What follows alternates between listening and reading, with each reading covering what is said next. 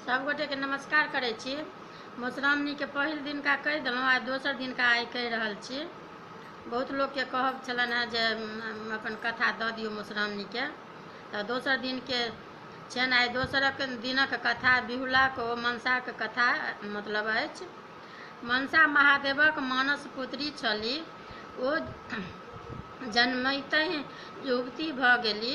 नंगट रहलाक कारणे हुनक लाजक रक्षा हेतु साँप हुनका देह में लेपटाई गेल। एहि सब सँ गौरी प्रसन्न भय गेली। तैं हेतु मनसा के कैलाश त्याग अनंतर जाय पड़लनि। महादेवक कृपा सँ ओ मृत्यु भुवन चलि एली। हुनका इच्छा छल जे लोक हुनका पूजा करय। ओहि समय सँ मृत्यु लोक में चंद्रधर चंदू नामक एक पैघ सौदागर रहैत। पैघक देखौंस आनो लोक करैत अछि, तैं मनसाक मोन छल भेल जे पहिने चंदूए हमर पूजा करय, तैं देखा देखी आनो हमर पूजा करऽ लागत। चंदू मनसा देवक परम भक्त छल। ओ महादेव छोड़ि आन देवताक पूजा करब नहि गछलनि। ओकर उत्तर छल जे दाहिना हाथ महादेव के देने छियनि, बामा हाथ हम अहाँक पूजा कय सकैत छी। मनसा के ई नहि जाँचल। ओ मनसा तमसा गेली। चंदूक 6 गो बेटा के ओ साँप डसबा क मारि देलनि। चंदू के बुढ़ारी में पूर्ण 1 बेटा भेल। हुनक टिप्पणी देखेलनि ज्योतिषी। कहलनि जे इहो बेसी दिन नहि जीता। हिनका विवाहक दिन कोबरे में साँप डस लेतनि। चंदू अत्यंत दुखी भेलाह, किंतु साधन कोन। ओहि बेटाक नाम लक्ष्मीधर बाला लखनदर पड़ल। लक्ष्मीधर के 6 मास भेला पर चंदू अपन पत्नी जिद पर एहन कन्या सँ कय लेबाक विवाह प्रस्तुत भय गेला जकर टिप्पणी में चिर सुहागिन योग छलैक। बिजली या बिजलीक पहाड़ पड़ल जे ओहि परोपट्टा में कोनो साँप के नहि आबऽ देतै। ओहि कोठा में लखनदर विवाह 12 वर्षक परम सुंदरी या सुलक्षणी कन्या बिहुला सँ। तखन ओ कन्याक संग कोबर करैत रहथि। तखने कोनो बाटे एकटा साँप आबि हुनका डसि लेलक। लखनदर तत्काले मरि गेलाह। लोक सब हुनका संस्कार लेल गंगा कात ल' गेल। बिहुला परम सती छलीह। ओहो स्वामीक संग श्मशान घाट चलि गेलीह। लोक सब के ओ मुर्दा गाड़ऽ नहि देलनि। ओ सब के कहलनि जे हमरा जेना होयत तेना हम हिनका जियायब। बिहुला केराक थम एक नाव बना ओहि में सब के संग अपनहु बैसि गेली या गंगा में नाव के भसिया देलनि। लोक सब बहुत मना केलनि, लेकिन जिद देखि अंत में लोक हुनका अपना भाग पर छोड़ि देलनि। ओ बिना अन्न जलक गंगा में मुर्दा संग कतेक दिन तक भसियाइत रहलीह। सबक मांस गलि गलि क' खसऽ लागल। केराक थम सड़ि क' टूटऽ लागल। भसियाइत भसियाइत ओ मेढ़प्रयाग पहुँचल। बिहुला ओतऽ त्रिवेणी घाट पर एक धोबिन के कपड़ा खींचैत देखलनि। ओकरा संग एक चिलका छलैक। ओ चिलका ओकरा दिक्कत करैत छलैक, बीच बीच में नुआ खींच लैत छलैक। ओ अंत में धोबिन ओकरा जान सँ मारि देलक। खींचल साड़ी तर में झाँपि देलक। फेर जखन कपड़ा खींचल भ' गेलैक तखन चिलका के जिया देलक या ओकरा कांख तर ल' माथ पर नुका क' मोटा उठा घर विदा भेल। बिहुला के भेलनि जे एहि धोबिन सँ हुनक काज भ' सकैत छनि। ओ ओहि दिन ओतऽ रुकि गेलीह। दोसर दिन जखन धोबिन फेर घाट पर आयल तखन बिहुला अपन सब हाल ओकरा कहलखिन। ओकरा सँ अपन स्वामीके पुनर्जीवित करबाक मदति मंगलनि। बिहुलाक सुंदरता, धैर्य या साहस देखि धोबिनके दया आबि गेल। धोबिन बिहुलाके संग लय इंद्रक दरबार पहुँचल। ओतऽ आनो देवता सब छलाह। बिहुला सब देवताके अपन सब बात सुनौलनि या अपन स्वामीक प्राणदान भीख मंगलनि। देवतागण बिहुलाक व्यवहार देखि प्रसन्न भऽ गेलाह आ हुनका दया आबि गेल। ओ विषहाराक मनसाके बजेला या चंदू सौदागर अपराधके क्षमा कऽ देबऽ कहलनि। बिहुलो विषहाराके पैर पकड़ि मिनती केलनि या आँचर पसारि कबूला केलनि जे यदि पति सहित हुनकर 6 भैंसुर जीवि उठता तऽ ओ मृत्यु भुवनमे हुनक प्रचार करती। विषहारा माता प्रसन्न भऽ सबके जीवि जेबाक वरदान दऽ देलनि।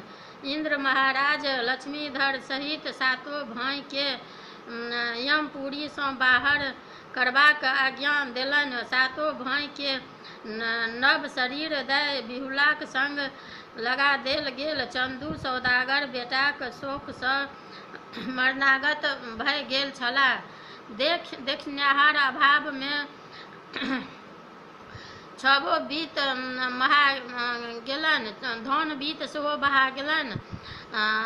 अक्सर 7 बेटाक संग पुतौह आयल देखि आनन्द विभोर भऽ गेलाह। भिषुकऽ 7 बेटा पुतौहके गौर लगाओल। बिहुलासँ सब हाल समाचार बुझि हुनका आशीर्वाद दऽ ओतऽ प्राप्त कऽ देलनि। खूब धूमधामसँ विषहाराक पूजा केलनि, सबके हकार या निमंत्रण देलनि। विषहाराक महिमाक गुणगान, हुनक पूजाक प्रचार भेल। अनेको स्थान पर हुनक मंदिर बनाओल गेल। ओहि दिन मृत्यु भुवनमे विषहाराक पूजा होबऽ लागल। गामे गाम हुनकर गह्वर बनल आ विषहाराक सब ढोल बजाय भीख मांगि विषहाराक गीत गाबि पूजा करब आरंभ भेल। आ विषहाराक कथा अछि। कदु नामक स्त्रीसँ काश्यप मुनिके 1000 साँख संतान भेल या ओ संपूर्ण संसारमे पसरि गेल। ओ सब बड़ उत्पाती छल।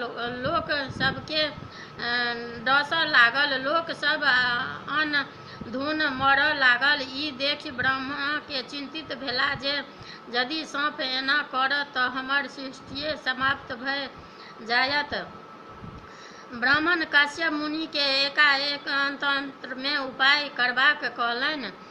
काश्यप मुनि साँपक विष झाड़बाक मंत्र बनाओल। ओ मंत्रसँ तपस्या कऽ विषहाराक सृष्टि करैक तैँ ओ मनसा देवी कहाओल। किछु पैघ भेला पर ओ महादेव लग कैलाश चलि गेलीह। ओतऽ बहुत तपस्या केला पर महादेव प्रसन्न भऽ हुनका ज्ञान या मंत्र देलनि या पुरस्कार क्षेत्र जाकऽ तपस्या करबाक सुझाव देलनि। ओतऽ 3 युग धरि श्री कृष्ण तपस्या केला पर ओ सिद्ध भऽ गेलीह। एतबा ओ सिद्ध जोगिनी कहाओल। एखन तक हुनक विवाह नहि भेल छल। तपस्यासँ हुनक देह सुखाकऽ जीर्ण भऽ गेल। हुनक नाम जरत्कारु पड़ि गेल। तखन हुनका जरत्कारु नामक बूढ़ तपस्वी ब्राह्मणसँ विवाह भेलनि। ताहिसँ हुनका आस्तिक नामक पुत्र भेलनि। राजा जनमेक प्रसिद्ध सर्पज्ञान अपने सर्प मरल, किंतु सब साँपके आस्तिक मुनिक अपन प्रभावसँ बचा लेलनि। अखाड़क संक्रांतिसँ नाग पंचमी धरि विषहाराक पूजा पसीजक पात पर होइत अछि। विषहाराक पूजा केलासँ लोकके धन धान्यक वृद्धि होइत छैक। 12 नामक विषहारा विख्यात छथि। जगत गौरी, मनसा, जरत्कारु, वैष्णवी, सिद्ध, जोगिनी, नागेश्वरी, भैरवी, जरत्कारु, प्रिया, नाग, भगिनी आस्तिक माता विषहाराक या महाज्ञान युक्ता ई 12 नाम लैत रहलासँ लोकके अपना या ओकरा संतान के सर्प दर्शक भय नहि सकैत जाइत। ई 12 नाम पढ़लासँ साँप भागि जाइत अछि। आब अछि मंगला गौरीके कथा। आब मंगला गौरीके कथा अछि। श्रुति कृति नामक एक राजा छलाह। हुनका बेटा नहि छलनि। ओ एहि लेल चिंतित रहैत छलाह।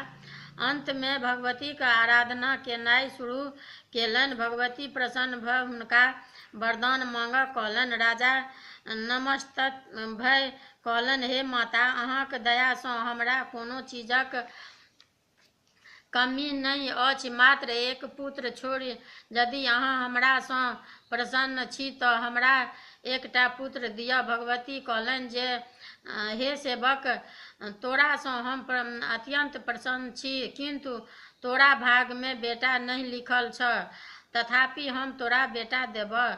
यदि संपूर्ण बेटा लेबऽ तऽ ओ 16 वर्ष जीतऽ, या यदि चिरंजीव बेटा लेबऽ तऽ महामूर्ख हेतऽ। आब कह केहन बेटा लेबऽ। आ भगवतीक बात राजा के सोचमे धऽ देलक। ओ रानीसँ विचार केलक बाद संपूर्ण सर्वगुणी बेटाक वरदान मंगलनि। भगवती हुनका आदेश देल, हमर मंदिरक द्वारि पर जे आमक गाछ छैक ताहिमे सँ एकटा आम तोड़ि अपन पत्नी के खुआ दहक, लगले हुनका गर्भ रहि जेतनि। राजा खुशी खुशी रानी के भगवती का आदेश अनुसार खुओलनि। रानी के गर्भ रहलनि। समय पर हुनका कोखिसँ सुंदर बालक के जन्म भेल। ओकर नाम राजा चिरायु राखल। समय बीत लागल। भगवती का कथा अनुसार राजकुमार पढ़ि लिख संपूर्ण संपन्न भऽ गेल। माय बाप अर्जन परिजन सबके अपन व्यवहारसँ प्रसन्न राखय लागल। देखतहि देखते राजकुमार के 16 वर्ष आबि गेलनि। राजा के चिंता बढ़ि गेल। बेटाक मृत्यु अपने सोझाँमे कोना देखता। राजा राजकुमार के अपन सार के सुपुत्र कऽ देल या कहलनि जे अहाँ हिनका काशी लऽ जाउ। जाबत धरि जीता ताबत हिनका सुख सुविधाक पूर्ण ध्यान राखब। मरणोपरांत हिनका राजकुमार योग सम्मान सहित मणिका पर दाह संस्कार क्रियाक्रम कऽ घुरि आयब। मामा भागिन काशी क रास्ता में जाइत आनंद नगर पहुँचलाह। ओतऽ वीरसेन नामक राजा राज करैत छलाह। हुनका मंगला गौरी नामक एक सुंदरी या सुलक्षण कन्या रहथिन।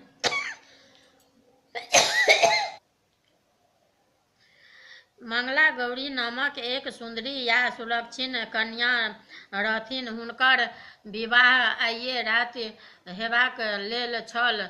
राजकुमारी फुलबाड़ी में सखी सभक संग गौरी पूजा हेतु फूल लोढ़ैत छलीह। गप्पे गप्पे में कोनो सखी तमसाकऽ राजकुमारी के रानी कहि देलक। दोसर सखी सब एहि पर ओकरा खूब फज्झति केलक जे एहन शुभ दिन में एहन अशुभ बात ओ राजकुमारी के किएक कहलकै। किंतु राजकुमारी कहि उठली, दूर एकरा रानी कहने कि हम विधवा भऽ सकैत छी। हमरा कुल में आइ धरि कियो राँड़ नहि भेल अछि। हमरा ओतऽ सब कियो गौरी के तेना कऽ गोहारने रहैत छनि जे विधवा हेबाक असंभव अछि। वर्ना हमरा हाथक अक्षत जाहि बरक माथ पर पड़ि जेतैक तऽ ओ यदि अल्पायु हो रहत तऽ ओ गौरीक कृपासँ चिरायु भऽ जेताह। संजोग बात जे चिरायु मामाक संग ओहि फुलबाड़ी में ठहरल छलाह। राजकुमारीक गप हुनका दुनू गोटेक कान में पड़ल। मामाजी सोचलनि जे यदि एहि राजकुमारीक संग हुनका भागिनक विवाह भ जायत तऽ कल्याण रहतैक। चिरायु भऽ सकैत अछि संजोग एहन जे राजकुमारीक विवाहिक देशक राजा वृद्ध वर्माक बेटा सुकेतु वर्मा सँ होबऽ निश्चित छल। बरियाती साँझ खन ओहि फुलबाड़ी में डेरा खसौलनि। सुकेत वर्मा परम कुरूप मूर्ख या बहिर छलाह। बरक बाप पिति विचारलनि जे एहन कुरूप मूर्ख यदि मरबा पर जायत तऽ कन्या वाला बर के घुमा देत, तें हेतु कोनो सुंदर बर के लय मरबा पर जेबाक चाही। विवाहक बाद मारि पीट कऽ ओकरा भगा देब या सुकेतु के कोबर में बैसा देबनि।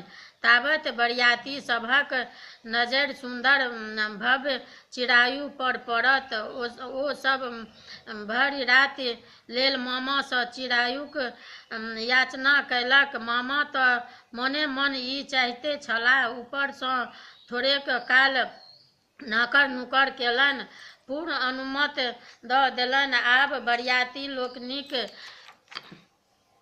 सुकेतु के डेरा पर छोड़ि मंगनीक बर चिरायुक संग लय विवाह स्थल पर पहुँचला। शुभ शुभ सब कार्य संपन्न भेल। गौरी शंकरक प्रतिमा समक्ष सिंदूरदान भेल। बर चिरायु मंगला गौरीक संग कोबर में सुतला। आइये राति चिरायु के 16 वर्ष पूरि गेलनि। निशा राति में काल गहुमन रूप ध कोबर घर पैसि गेल। राजकुमारीक ताबत नींद नहीं आयल छलनि। ओ भयंकर गहुमन के देखि भयभीत भऽ गेली, किंतु साहसक भरि बाटी दूध साँपक आगू बढ़ा देलनि या प्रार्थना केलनि जे नागराज हुनक पति के प्राण नहीं लेथि, वरना हुनका चिरंजीवी बना देथि। जीवन भरि ओ नागक पूजा करती या व्रत रखती। साँप राजकुमारीक गुहारि मानि गेल। ओ दूध पीब ओतहि राखल पुरहर में पैसि गेल। राजकुमारी तुरंत अपन केचुआक आँखि खोलि पुरहर मुँह बान्हि देलनि। ताबत चिरायु नींद टूटलनि या राजकुमारी सँ किछु खयबाक लेल मंगलनि। हुनका बड़ भूख लागि गेल छलनि। कन्या अपन माय सँ खीर या लड्डू आनि हुनकर भूख तुरंत केलनि। बर के हाथ धोअ काल हुनका अंगूठी सँ पंचतत्व अंगूठी खसि पड़लनि जे कन्या अपन आंगुर में पहिर लेलनि। बर पान सुपारी खाय पूर्ण सुति रहला। बाद में जखन राजकुमारी सोप वाला पुरहर के फेंक गेली, देखलनि जे साँपक स्थान पर एक रत्नहार चकचकाइत रहल अछि। ओ ओहि हार के अपन गर्दन में पहिर लेलनि। भोर भेला पर माम चिरायुक वापस लय गेलखिन या बरियातीक सब सुकेतु के कोबर में बैसाबऽ चाहला। राजकुमारी मंगला गौरी ई कहि हुनका रोकि देलनि जे ओ हुनकर पति नहि छथि, हुनका विवाह आन ककरो संग भेल छल। बड़ पक्ष वाला सब अड़ल रहला या सबूत मांगलनि। मंगला गौरी कहलनि जे राति में हुनका एक औँठी या एक हार भेटल छल। बड़ बाजथ जे ओ सब केहन छल, राति में रोकी सब केलनि या हुनका सँ की सब गप केलनि। सुकेतु एको बातक उत्तर नहीं दऽ सकला। अंत में हारि मानि बड़ पक्ष वाला चलि गेला। राजा वीरसेन जखन सब चक्र चाल बुझलनि तखन समस्त मस्त रहि गेला। राजा राजकुमारी के असली बर के चिन्ह लेल हुनका बास कोठा पर देलनि। ओतऽ एक चीक लगाय देल गेल जतऽ सँ ओ कन्या लोक सबके देखैत रहती। राजाक धारण छल असली बर अपन बियाही स्त्री के खोज में कहियो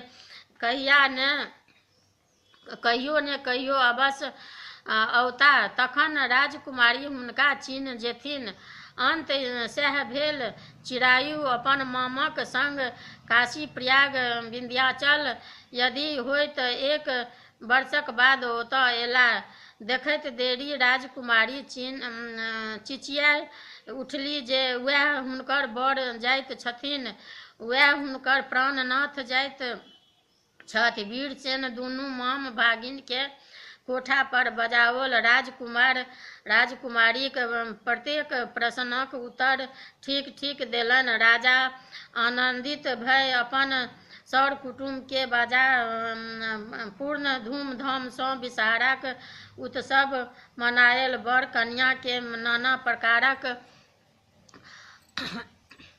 आभूषण हाथी घोड़ा सर सिपाही संग लगाय विदा क देलनि। चिरायु सब सामान ल कन्या सहित अपन राजधानी पहुँचला। राजा रानी जखन सुनलनि जे हुनकर बेटा पुतोहु आबि रहल छथि तऽ पहिने विश्वासे नहि भेलनि, कारण चिरायु के मुइलाक आब वर्ष पूरऽ पर अछि। लेकिन जखन बुझलनि जे बात सत्य अछि तऽ आनंद अपरंपार नहि रहलनि। बेटा पुतोहु आगू आबि राजा रानीक प्रणाम केलनि। पुतोहु मंगला गौरी के सासु भरि पाँज क कोरा में बैसलनि। मंगला गौरी हुनका अपना नैहर में गौरी पूजाक